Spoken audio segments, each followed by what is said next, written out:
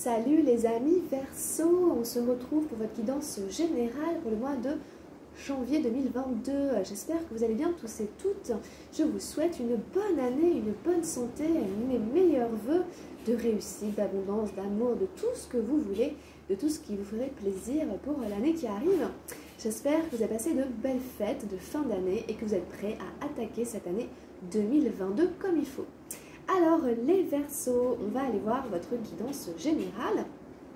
J'ai pris un message avec le tarot de la transformation, j'ai encore pris un message avec les murmures de guérison et j'ai pris un message avec les anges gardiens. Allez, c'est parti pour vous les Verseaux, en énergie générale au centre du tirage. Et j'ai tiré la numéro 21 des arcanes majeures, l'achèvement.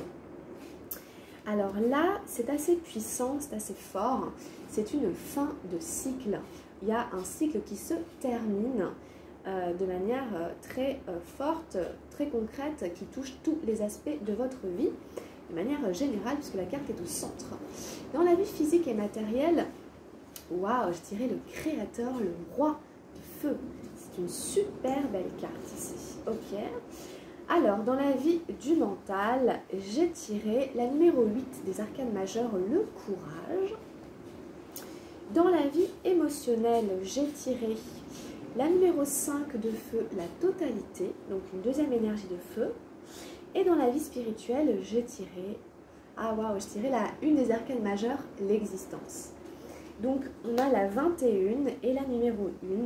Donc on voit bien qu'il y a vraiment un nouveau cycle qui démarre et qui touche vraiment votre karma, votre âme, votre incarnation en fait. Pour vous les Verseaux, c'est intéressant parce qu'en plus on va vers l'ère du Verseau, etc. etc. Et bon, en tout cas, peut-être que vous ressentez pas mal ces énergies aussi en ce moment. Alors on y va sur l'explication des cartes. Donc la 21 des arcanes majeures, comme son nom l'indique, c'est l'achèvement. On met la dernière pièce du puzzle.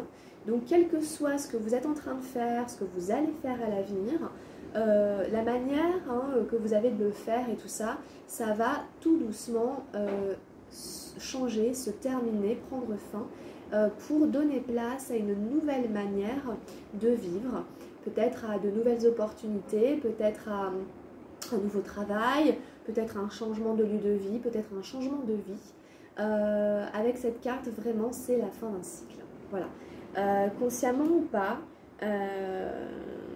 vous avez eu un premier cycle d'initiation avec des expériences, etc.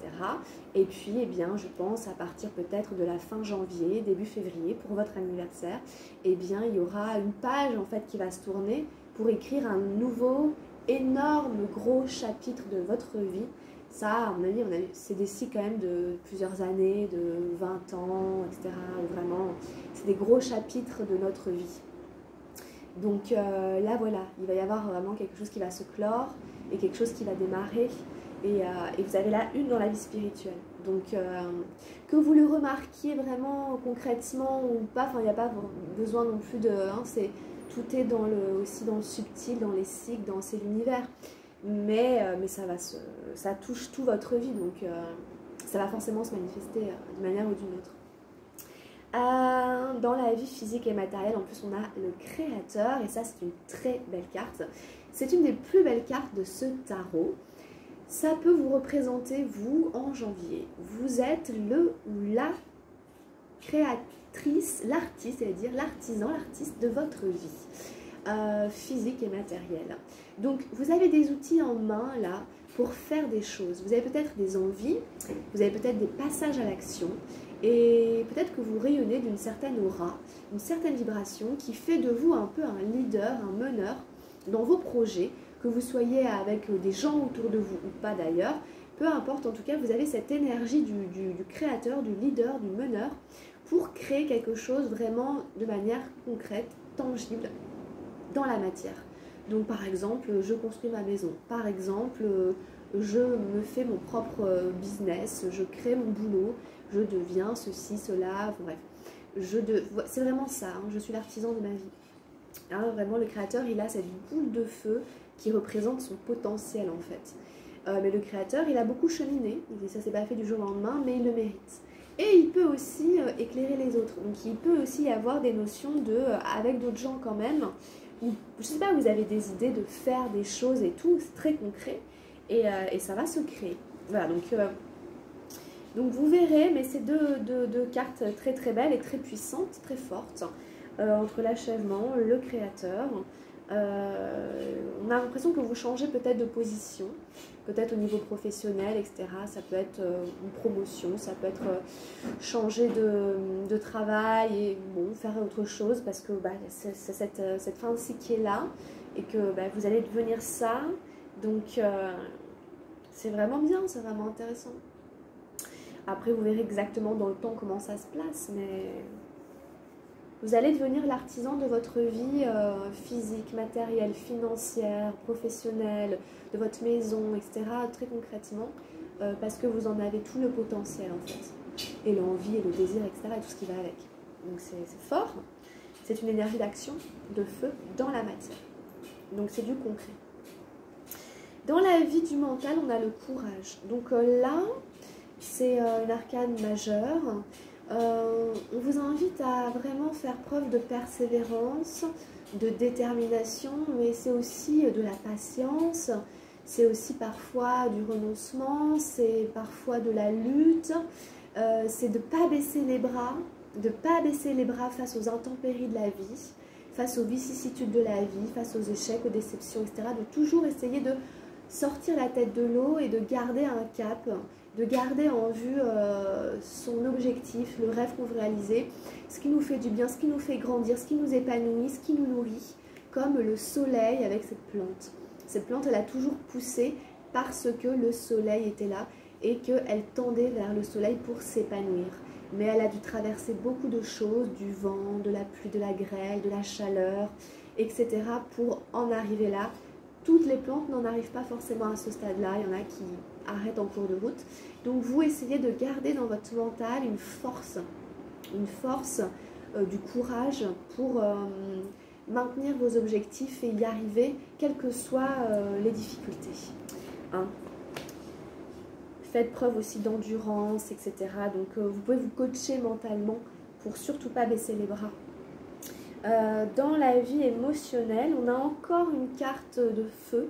On a la 5 de feu, la totalité. Donc en fait, on retrouve un peu comme le courage tout à l'heure, ce soleil un petit peu au milieu. Et on a des personnages qui sont en train d'effectuer un numéro de cirque. Et donc en fait, cette carte, elle nous dit d'être toujours concentré. D'essayer vraiment de toujours être dans la vigilance. Ça ne veut pas dire être dans... Faut pas être stressé, c'est pas du stress, mais c'est plutôt, encore une fois, de ne pas perdre de vue votre objectif. Que votre système émotionnel soit dans une forme d'intégrité, de totalité, et qu'il n'y ait pas quelque chose qui vienne vous dissiper, vous disperser, et en fait vous faire baisser les bras, vous faire perdre vos forces. Comme le doute par exemple. Le doute, ou une forme d'angoisse, une forme d'insécurité, un sentiment d'insécurité, d'incertitude, quelque chose qui ferait que vous seriez déconcentré et ça pourrait faire rater le numéro de nos trapézistes. Vous voyez, s'il y en a un qui se laisse déconcentrer pour X raison, et ben tout peut foirer. Donc, encore une fois, peut-être que vous n'êtes pas tout seul là-dedans et on vous demande de rester investi, de rester concentré, de rester bien présent et de ne pas vous laisser distraire, etc. parce que ça pourrait mettre en échec le projet, la chose, l'ambition, etc. vers quoi vous tendez. Donc soyez attentifs à ça, à ce qui pourrait éventuellement venir détourner votre attention, troubler votre système là qui tend vers quelque chose, même s'il faut du courage, etc. Et que vous voyez, c'est la tentation aussi, hein. Quand il y a une faiblesse, et boum, la tentation s'immisce pour nous faire chuter, alors qu'il faut qu'on soit toujours déterminé, assez droit, pour pas succomber, on va dire, et en fait foirer, quoi. Parce qu'après, on s'en veut à soi-même. Donc, essayez de voir avec ça. Hein. Et dans la vie spirituelle, on a la numéro 1 des arcanes majeures, l'existence. Et donc, vraiment, ça vient tout à fait enchaîner avec la 21 que vous aviez là. On a la fin et le commencement. C'est vraiment ça. La dernière arcane majeure, c'est la 21. Et la première, c'est la 1. Et donc du coup, on a la boucle qui est bouclée. Le cycle, en fait, il va redémarrer. Le cycle, il est déjà en train de redémarrer hein, dès janvier.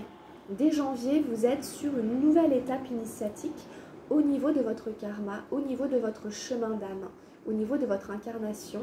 Voilà, vous redémarrez un chemin ici de vie sur plusieurs années.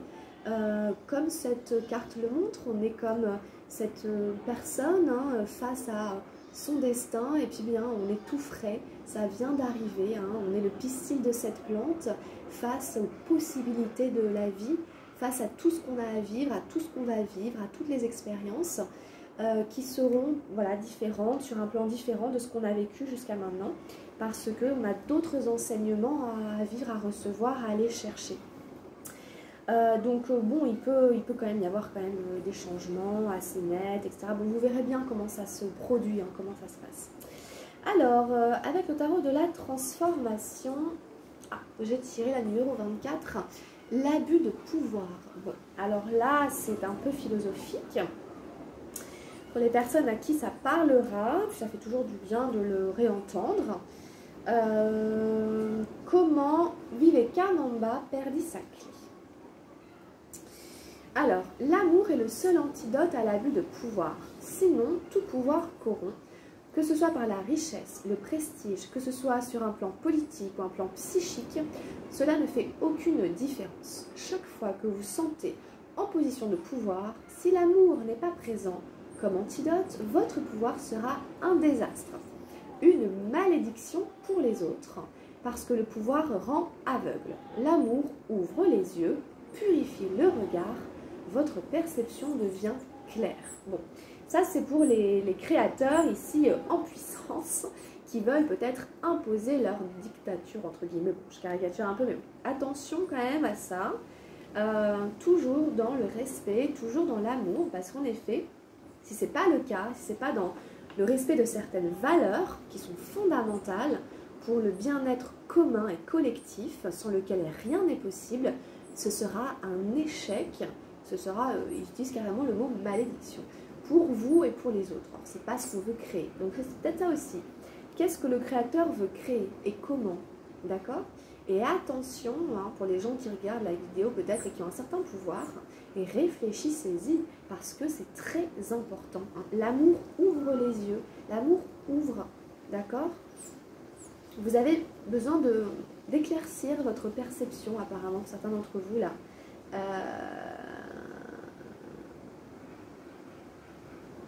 Donc, gardez ça à l'esprit, hein. Chaque fois que vous sentez en position de pouvoir, si l'amour n'est pas présent, comme antidote, votre pouvoir sera un désastre. Donc, qu'est-ce que je veux créer? Qu'est-ce que je veux créer sur cette terre? Très franchement, je trouve que c'est des choses absolument actuelles, vu ce qui se passe au niveau du pouvoir, entre guillemets, de là-haut, là, des dirigeants. Ce qu'on subit, nous, le peuple, eh bien, écoutez, où est l'amour? L'amour comme antidote, hein? Ce serait pas mal, ça, de l'amour. Bon, enfin bref. Alors voilà, voilà un petit peu, c'est important, c'est intéressant. On va regarder avec les murmures de guérison. Ce que j'ai tiré les relations sincères, la numéro 29. Bon, donc on en revient à cette idée de sincérité. Je vais vous la lire parce qu'elle est très belle. Elle est très belle cette carte. Alors, je vais vous la lire. Partagez votre conscience avec les gens qui vous entourent. Les associations toxiques génèrent tristesse, appréhension, stress et autres émotions négatives. Il est important que vous soyez honnête avec votre ressenti par rapport à vos principales relations. Ça n'est pas limité aux partenaires amoureux, cela peut également concerner un employeur, un ami ou un membre de votre famille qui a une grande influence dans votre vie. L'une de vos relations provoque-t-elle en vous un stress inutile? Votre vie sociale est-elle source de négativité? Il ne s'agit pas de blâmer quelqu'un. Considérez simplement l'impact qu'ont vos différentes relations sur votre énergie émotionnelle. S'il existe une tension au sein d'une relation, essayez d'avoir une conversation saine avec la personne concernée. Assumez votre responsabilité dans la situation, mais clarifiez ce que vous attendez comme résultat. Examinez votre manière d'aborder les gens que vous rencontrez. Des relations saines sont garantes d'une meilleure santé. Si elles sont sincères, la communication est détendue, honnête, les deux parties se sentent encouragées et la vie est nettement améliorée par la présence de ces personnes. De lutins de la nature s'enlacent en observant un beau paysage enneigé et tout de même rempli de fleurs. Les relations solides ne sont ni saisonnières ni disponibles uniquement quand tout va bien. Quand vous êtes dans une relation idéale, vous voyez la beauté, le charme et la grâce de la personne qui vous accompagne. Les papillons voletant autour des fleurs indiquent que vous êtes capable d'effectuer les changements nécessaires pour créer l'amour et des relations positives. Les fleurs représentent les bienfaits, la protection et la croissance. Les fleurs représentent les bienfaits, la protection et la croissance potentielle pour toutes les personnes concernées. L'oiseau est un messager. Vous faites face à une situation qui demande réflexion. Vous méritez des relations d'amour et de soutien. Il est plus sain à la longue d'avoir des relations. Il est plus sain d'avoir des relations sincères et bienveillantes. Bon. Analysez, observez qui c'est qui vous entoure et pourquoi vous entretenez ce genre de relation. Si après avoir visité quelqu'un, vous êtes fatigué, déprimé, qu'en fait ça vous a rendu négatif, ça sert à rien du tout. Les relations saines sont nourrissantes, elles nous font grandir, elles nous enrichissent. Vous voyez, on se sent bien en fait après avoir parlé, vu, côtoyé telle et telle personne. Et donc en fait on vous invite à être particulièrement honnête dans le relationnel que vous entretenez en fait. Parce que, encore une fois, ça ne pourra pas non plus créer les bienfaits, l'amour et tout ça dont on a tous besoin et qui est demandé. Donc il y a quelque chose ici quand même à réflexionner. Il faut réfléchir un tout petit peu quand même ici sur vos relations apparemment. Et puis vous dans vos relations. Donc voilà, ça reste une guidance générale les amis. Donc je vous rappelle que si vous avez besoin, vous pouvez prendre contact avec moi pour une guidance privée, personnelle, pour vous seul sur un sujet qui vous concerne personnellement, parce que ça reste assez global. Hein. Alors, avec le message des anges gardiens, j'ai un résultat positif. On retrouve la belle couleur orangée qu'on avait déjà chez le créateur et aussi ici, avec la totalité. Alors, du positif, ça fait du bien. À ce moment précis, tu sèmes les graines de ton avenir à travers tes pensées, tes sentiments, tes croyances et tes attitudes. Que ce soit à travers l'amour, la peur ou l'indifférence, tu crées toujours quelque chose. Alors, rappelle-toi de nourrir de positif tes pensées, tes croyances et tes attitudes afin d'obtenir un résultat positif. Voilà. Si je veux que le résultat soit positif, c'est déjà dans mon mental que je dois semer les graines de ce résultat-là. Hein. Donc c'est des réflexions très intéressantes, je trouve, qui nous touchent vraiment tous aussi à un niveau collectif. Donc ça me fait vraiment beaucoup penser à tout ça, les Verseaux en ce moment. Et je vous dis, en plus il y a l'ère du Verseau et tout, donc il y a vraiment, en effet, c'est ça. Est-ce que je sème des graines de peur, etc. Ou alors d'amour, de solidarité, qui sont vraiment des sujets à réflexionner en profondeur, au niveau collectif et de manière très concrète. Les amis Verseaux, la balle est dans votre camp. Et bien là-dessus, merci de m'avoir suivi, restez avec moi, un gros bisou à tous les abonnés. Merci beaucoup de vous être abonnés, de votre présence, de votre fidélité. Et on se retrouve tout de suite pour votre guidance sentimentale, les Verseaux, pour le mois de janvier 2022. Voilà, encore mes meilleurs vœux de santé, d'amour, de bénédiction pour cette année à venir. Prenez bien soin de vous, les Verseaux, et à très bientôt. Gros bisous, ciao ciao.